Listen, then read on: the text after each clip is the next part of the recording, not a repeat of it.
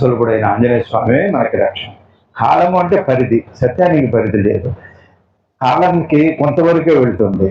ఆకర్షణ చేయగలదు, భ్రమ చేయగలదు, అంతకంటే దానికి సాధ్యం కాదు.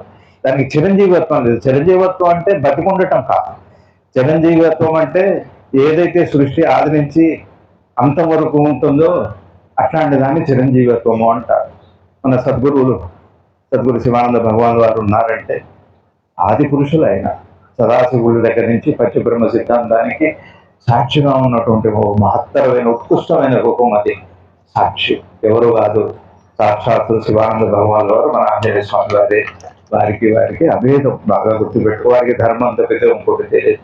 సేవ అనే మాటకు అర్థం ఏంటంటే పరోపకారంలో ఏది కోరకుండగా, ఫలం కోరకుండగా కోరుకుంటే దానికి సేవని పేరు. అట్లా సేవా తత్వాలు ఆంజనేయ స్వామి వారు, గురువు గారు, వాళ్ళిద్దరూ అభేద స్థితి. కాబట్టి మనకి వాళ్ళ హనుమస్మరణ, శ్రీ హనుమ, జయ హనుమ, శివానంద హనుమ. శివానంద అనేది ఒక పేరు కాదు.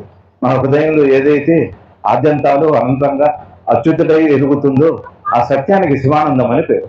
అది మనకు అనుగ్రహం అవుతుంది, దర్శనం అవుతుంది.